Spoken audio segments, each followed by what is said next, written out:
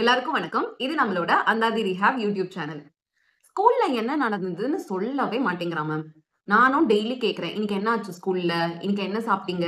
யார் பக்கத்துல உட்கார்ந்தீங்க? உங்க மிஸ் பேர் என்ன? உன் ஃப்ரெண்ட்ஸ் பேர் என்ன? இந்த மாதிரி நான் டெய்லி உட்கார வச்சு என் பசங்கள கேட்டுட்டு தான் இருக்கேன். ஆனா அவங்க வாயே திறக்க மாட்டேங்கிறாங்க. அப்படின்னு புலம்பிட்டு இருக்கீங்க அப்படின்னா, உங்களுக்கான வீடியோ தான் இது. சோ இந்த வீடியோவ தொடர்ச்சியா எண்ட் வரைக்கும் பாருங்க. நெறைய யூஸ்ஃபுல் டிப்ஸ் அண்ட் ஸ்ட்ராட்டஜிஸ இந்த வீடியோல நான் சொல்லியிருக்கேன். என் பேரு வைஷ்ணவி. நான் ஒரு பீடியாட்ரிக் ஸ்பீச் தெரபிஸ்ட். அந்தாதி ரிஹாப் அப்படின்ற கிளினிக்க நான் 3 இயர்ஸா ரன் பண்ணிட்டு இருக்கேன். எங்க கிட்ட ஆன்லைன் அண்ட் ஆஃப்லைன்ல occupational therapy, speech therapy, special education and mental health services இருக்கு.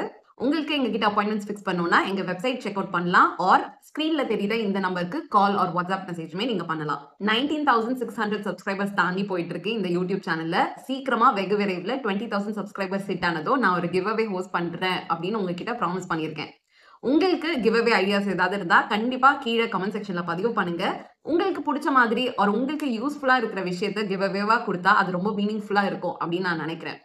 சோ கண்டிப்பா அடுத்த வீடியோல அந்த கிவ் அவே பத்தி பேசி நான் ஒரு கிளியர் கட் வீடியோ அப்லோட் பண்றேன். தொடர்ச்சியா பார்த்துட்டே வாங்க. சேனலுக்கு மறக்காம சப்ஸ்கிரைப் பண்ணுங்க. இப்ப மேலும் ஃபர்தரா டிலே பண்ணாம வீடியோக்குள்ள போலாம். உங்க குழந்தை ஸ்கூல்ல நடந்த விஷயம் ஆர் நேத்து நடந்த விஷயத்தெல்லாம் சொல்ல மாட்டேங்கிறான் அப்படின்னு நீங்க ஃபீல் பண்ணிட்டு இருக்கீங்கன்னா, ஃபர்ஸ்ட் நான் உங்ககிட்ட கேட்க வேண்டிய கேள்வி என்னன்னா, இங்க இப்போ நடக்கிற விஷயத்த உங்க குழந்தைகள் சொல்றாங்களா? இதுக்கு உங்ககிட்ட ஆன்சர் இருக்கு அப்படின்னா நீங்க ஃபர்தரா ப்ரொசீட் பண்ணுங்க. சோ முதல்ல ஒரு குழந்தை ஹியர் அண்ட் நவ், அதாவது இப்ப அவங்கள சுத்தி என்ன விஷயங்கள் நடந்துட்டு இருக்கோ அத பத்தி நிறைய பேசணும். அதெல்லாம் நல்லா வந்தாதான் ப்ரீவியஸா என்ன நடந்ததுன்னு ரீகால் பண்ணி அவங்களால சொல்ல முடியும் இல்லையா? சோ நீங்க ஹால்ல உட்கார்ந்துட்டு இருக்கீங்க. அவங்களோட பாட்டி காய்கறி நறுக்கிட்டு இருக்காங்க அப்படின்னா, நீங்க இப்ப என்ன நடக்குதுன்னு அவனை பார்த்து சொல்லுங்க அந்த குழந்தைய. அங்க பாரு, பாட்டி என்ன பண்ணிட்டு இருக்காங்க அப்படின்னு கேட்டா, பாட்டி காய் நறுக்குறாங்க, பாட்டி சமைச்சிட்டு இருக்காங்க. அந்த மாதிரி அவங்களுக்கு சொல்ல தெரியணும். பாட்டி டிவி பாக்குறாங்க. அம்மா என்ன பண்றாங்க அப்படின்னு கேட்டா, அம்மா ஒர்க் பண்ணிட்டு இருக்காங்க, அம்மா தூங்குறாங்க. அந்த மாதிரி இப்ப என்ன நடக்குது அப்படின்ற விஷயத்த பார்த்து அவங்க சொல்லணும்.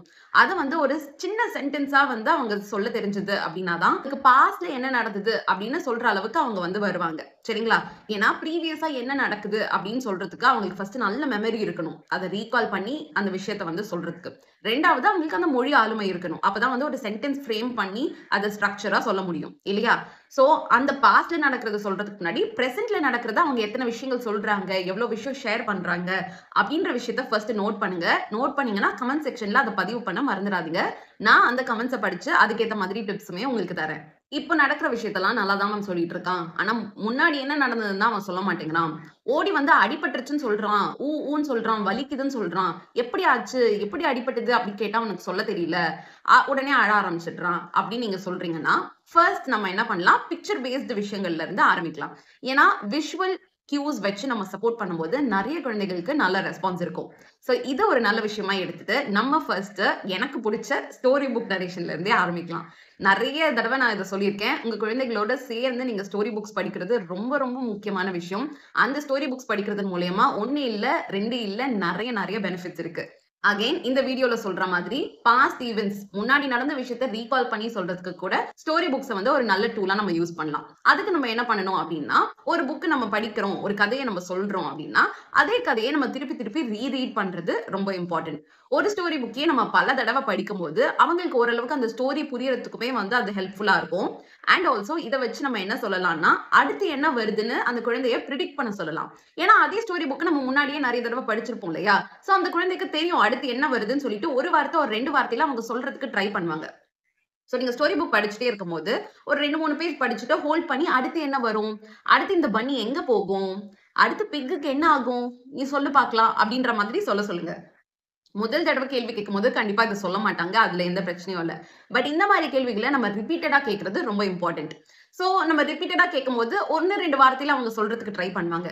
இஃப் சப்போஸ் அவங்க ட்ரை பண்ணல, அவங்களுக்கு எதுவும் வார்த்தைகள் வரலன்னா கொஞ்சம் வெயிட் டைம் கொடுங்க. அவங்க ரெஸ்பாண்ட் பண்றதுக்கு சம்டைம்ஸ் கொஞ்சம் டைம் எடுக்கலாம். அப்படியும் டைம் கொடுத்தும் அவங்க ரெஸ்பாண்ட் பண்ணலன்னா நெக்ஸ்ட் பேஜ் திருப்பி அங்க என்ன நடக்குதுன்றத பத்தி எக்ஸ்பிளைன் பண்ணுங்க. சோ இந்த மாதிரி ஒரு பிரெடிக்டட் ஸ்டோரி புக்கை வச்சு அடுத்து என்ன நடக்குது அப்படின்றத நம்ம கெஸ் பண்ண வைக்கிறது மூலமா நம்ம முன்னாடி படிச்சோமே அதை ஞாபகப்படுத்துறதுக்கு அவங்களுக்கு இது ஒரு ஹெல்ப்ஃபுல்லான டூலா இருக்கும். அடுத்த ஸ்ட்ராட்டஜி நான் என்ன சொல்ல போறேன்னா, விஷுவல் ஸ்கெடியூல்ஸ் நம்ம யூஸ் பண்ணலாம். விஷுவல் ஸ்கெடியூல்ஸ் அப்படின்னு சொல்றது நிறைய ஆட்டிஸ்டிக் குழந்தைகளுக்கு ரொம்ப ரொம்ப ஹெல்ப்ஃபுல்லா இருக்கு அப்படின்னு நம்ம நிறைய இடங்கள்ல பார்த்திருக்கோம்.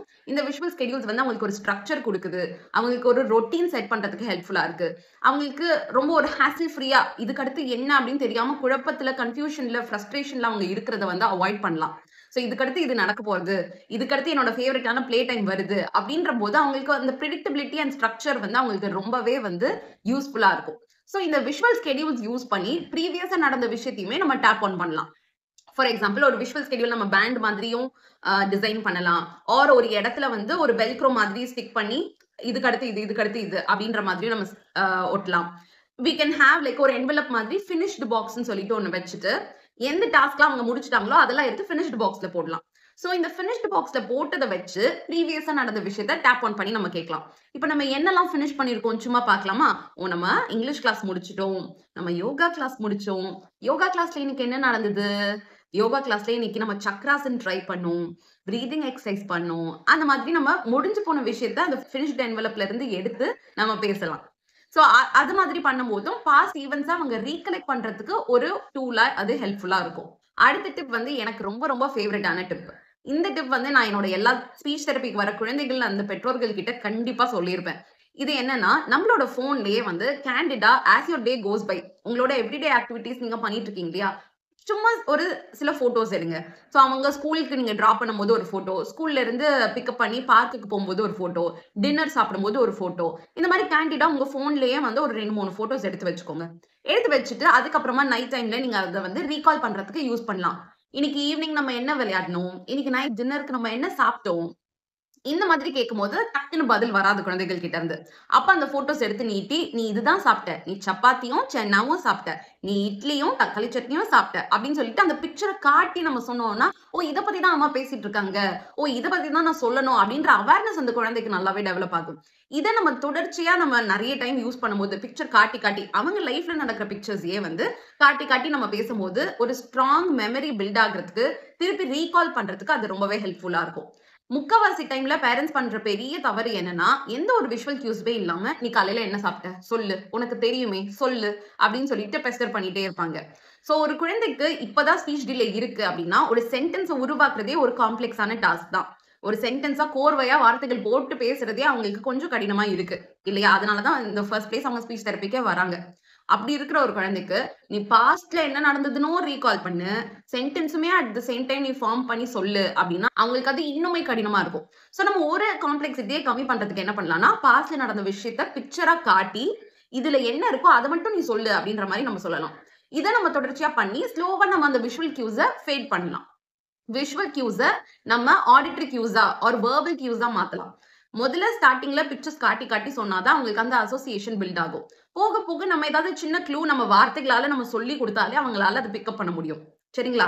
இந்த டிப் வந்து ரொம்ப ரொம்ப ஹெல்ப்ஃபுல்லா இருக்கும். என்னோட நிறைய ஸ்பீச் தெரபி குழந்தைகளுக்கு அது ஹெல்ப்ஃபுல்லா இருந்திருக்கு. நிறைய பெற்றோர்கள் என்கிட்ட சொல்லியிருக்காங்க. இதை யூஸ் பண்ணிட்டு உங்க ஃபீட்பேக்கை கண்டிப்பா கமெண்ட் செக்ஷன்லயே மறக்காம மென்ஷன் பண்ணுங்க. நான் எல்லா கமெண்ட்ஸையுமே படிச்சுக்கிட்டே வரேன். இந்த வீடியோல ப்ரீவியஸா என்ன நடந்தது, பாஸ்ட் எக்ஸ்பீரியன்ஸஸை ஷேர் பண்றதுக்கு குழந்தைங்க கிட்ட நம்ம யூஸ் பண்ண வேண்டிய 3 பவர்ஃபுல்லான ஸ்ட்ராட்டஜிஸ் நம்ம பார்த்தோம். சோ ஸ்டோரி புக் யூஸ் பண்றது, விஷுவல் ஸ்கெடியூல்ஸ் யூஸ் பண்றது, candid pictures of everyday life use பண்றது. இந்த 3 ஸ்ட்ராட்டஜிஸ் கண்டிப்பா உங்க குழந்தைகளுக்கு ஹெல்ப்ஃபுல்லா இருக்கும்னு நான் நினைக்கிறேன். இந்த வீடியோ உங்களுக்கு யூஸ்ஃபுல்லா இருந்ததுன்னா கண்டிப்பா கீழே கமெண்ட் செக்ஷன்ல எனக்கு பதிவு பண்ணி சொல்லுங்க. இந்த வீடியோ எந்த பெற்றோர்களுக்குலாம் யூஸ்ஃபுல்லா இருக்கும்னு நீங்க நினைக்கிறீங்களோ அதை மறக்காம உங்ககிட்ட ஷேரும் பண்ணுங்க. நம்ம சேனலுக்கு நீங்க கொடுத்திருக்க லைக்ஸ், காமெண்ட்ஸ் அண்ட் சப்ஸ்கிரைப் வந்து ரொம்ப ரொம்ப இம்பார்ட்டன்ட். தொடர்ச்சியா உங்க ஆதரவு கொடுத்துட்டே வருவீங்க நான் நம்புறேன். மீண்டும் இன்னொரு இன்ஃபர்மேட்டிவான வீடியோல அண்ட் கிவ் அவேயோட இன்ஃபர்மேஷனோட அடுத்த சாட்டர்டே 12 மணிக்கு நான் உங்களை சந்திக்கிறேன். நன்றி.